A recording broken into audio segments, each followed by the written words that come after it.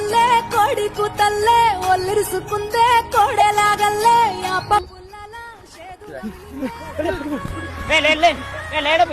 చూసి ఎక్కడ పోతారు ఇక్కడ అన్న చచ్చిపోయిన వాళ్ళు ముంచేది ఇదే రసకే కదన్నా ఇదే రసేలా ఫోన్ చేసి చచ్చిపోయిన వాళ్ళు ముంచేది ఇదే రసేలా మీరు బండి బాగా తోలుకుని పోలు కదప్పా అన్న ఈ రస ఏమన్నా బాగుందన్న ఈ ఎండాకాలం గానీ ఇట్లా గుంతలు పడావా ఇప్పుడే ఈ తీరు గుంతులు ఉండవు వానలు పడి గుంతులు నిండితే ఈసారి రస కనపడతానా గుంతు నిండి నెలలు ఉంటావు పీనింగ్ మోసుకొని పోతే అప్పుడు కాలు జారి కింద పడితే మీ ఊరికి ఏమన్నా మర్యాద ఉంటదనా ఇంతమంది పాయింట్లో ఉండారు ఊర్లో పెద్దలు పికాసి అడకాసి రోడ్ వేపిస్తే అయిపోయా పండుగ మరే సర్పంచ్ మాట్లాడదాం పండి రోడ్డు మా ఊళ్ళో నిజంగా జరిగిన సంఘటన ఇదే, సమస్య కూడా ఇదే. దీని పరిష్కారం మేము పార్ట్ 2లో ఎలా చేసామన్నది చూడాలంటే మనకి ప్లీజ్ సబ్స్క్రైబ్ అండ్ ఫాలో. నమస్కారం సర్పంచ్. దాని నాన్న ఏం ఆరామ్ వచ్చారా ఇటు కూర్చున్నాండి. అదే సర్పంచే మనం శ్మశానం రస్సు గురించి బాగలేదు కదా, దాని గురించి మాట్లాడాలి సర్పంచే. రస్సు గురించా? మాట్లాడదాం. రే చిన్న ఇరనా ఆడు మనోళ్ళకి రా ఆఫర్ ఇచ్చినట్టుంది నాకా. రే ఇప్పుడు చెప్పండి రా, ఏం రస్సు గురించి అంటారు కదా.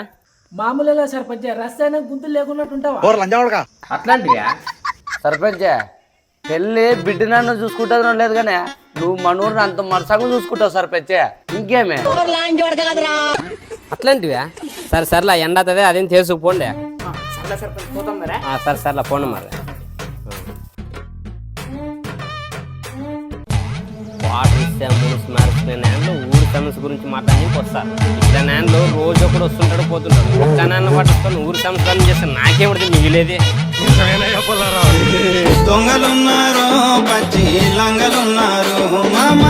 ఈ వీడియో ద్వారా మనూరు నాయకుల్ని ఎవరిని తప్పు పట్టాలని కాదు, ఏదో సరదాగా ఫన్నీ వేలో చెప్పడానికి ట్రై చేసామే. ఒకవేళ మీకు ఏమన్నా తప్పుగా అనిపించే మమ్మల్ని క్షమించండి. అలాగే మనూరు ఈ శ్మశానం రస్సు గురించి మనూరు పెద్దలు ఆలోచించి కాసి ఏదో ఒక మంచి నిర్ణయం తీసుకోవాలని మనస్ఫూర్తిగా కోరుకుంటున్నాము.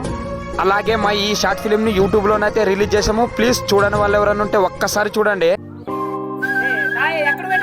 గుడి కట్టి పట్టిన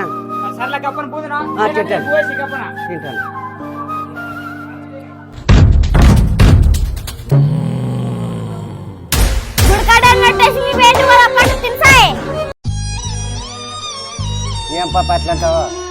ఏమి కొరకలు ఉండదే చిన్న కొరకలేడా పోయేతన దుండిపో ఏం ఏమన్నా బాగుముడే కూడా ఆశించానా నీ బుద్ధి లేకున్నాడా పోగడా.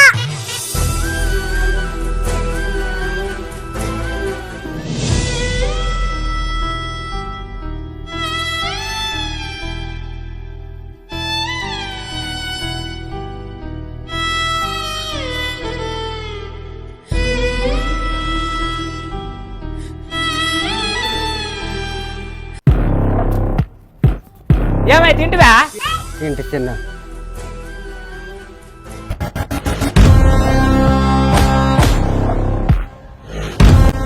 తినే కూడా మనశ్శాంతి తినిచ్చలే ఏమన్నట్టు మాయనే అవన్నీ కాదు ఇంట్లో మీ ఏనుండాలా నీ ఇష్టమో.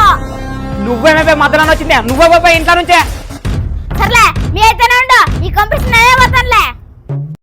పాప నానే పోతాను కానీ మీరు ఏడుకుంటారు. అదే చిన్న నీవు మాట్లాడితే నా మీద పట్టే నేను పోతానే. పిల్లలకి ఏ కష్టం వచ్చినా అడ్డుగా నించోనుండేదే నాన్న. ఈ వయసున నాన్నే ఒక భారం అనిపించినప్పుడు నాన్న మనసు ఎంత తల్లడిల్లుతుందో ఒక్కసారి ఆలోచించండి.